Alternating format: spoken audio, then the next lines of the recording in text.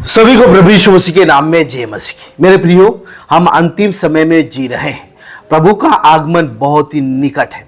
जी हाँ, आज हम ऐसी घटनाओं के विषय में हम देख रहे हैं, पढ़ रहे हैं। अभी जो आपने वीडियो देखा कि किस प्रकार से ये आग लगी हुई है। जी हाँ, ये हांगकांग में ये घटना घटी है। हांगकांग शहर में ये घटना घटी है कि लगभग उसमें 44 लोगों की मौत हो गई है और 200 से 300 लोग अभी तक लापता बताए जा रहे हैं। जी हाँ, लापता बताया जा रहा है, उनका कोई भी जानकारी नहीं है। तो आप समझ सकते हैं कि लगभग काफ़ी लोगों की इसमें मृत्यु हो गई है। जी हाँ, हांगकांग में इमारतों में, अपार्टमेंट में अचानक आग लग जाती है और इस आग को काबू करने में बहुत असमर्थ है, काबू नहीं किया जा सकता और आग इतनी भयानक लगी है कि लोग वहां पर जिंदा जलकर मर गए हैं। जी हाँ, और अभी अभी ये खबर आ रही है, हालांकि ये जो घटना है वो कल की घटना है और बताया जा रहा है कि 44 शवों को निकाला गया है और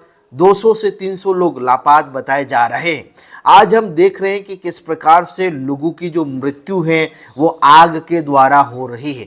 जी, राजस्थान के जैसलमेर में भी ऐसी एक घटना हुई थी। बस में आग लग गई थी और लगभग 20 लोगों की मौत हो गई थी। अक्टूबर महीने में ये घटना घटी थी। उसके बाद हैदराबाद में भी बस में आग लग गई थी और लगभग 12 से 15 लोगों की मौत हो गई थी। और उसके बाद भारतीय जो टूरिस्ट थे वो मदीना की ओर जा रहे थे, उसमें आग लगने के द्वारा बस में आग लगी और 45 लोगों की मौत हो गई। जा इन दिनों में जो अक्टूबर माह में जो आग लगने के द्वारा जो घटना घटी वो काफ़ी ज़्यादा घटनाएं हो रही है और अभी अभी ये खबर हांगकांग से आ रही है।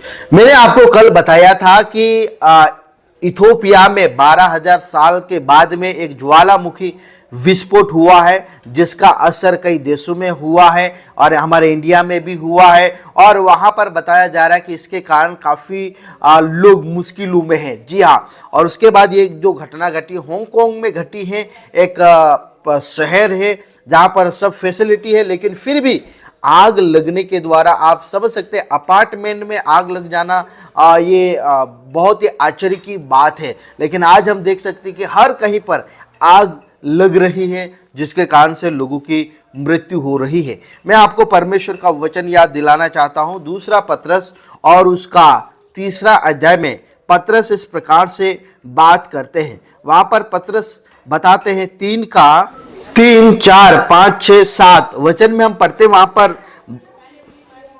पर लिखा है, पहले यह जान लो कि अंतिम दिनों में हंसी ठट्टा करने वाले आएंगे जो अपनी ही अभिलाषाओं के अनुसार चलेंगे और कहेंगे उसके आने की प्रतिज्ञा कहाँ गई, क्योंकि जब से बाप दादे सो गए हैं सब कुछ वैसा ही है जैसा सृष्टि के आरंभ से था।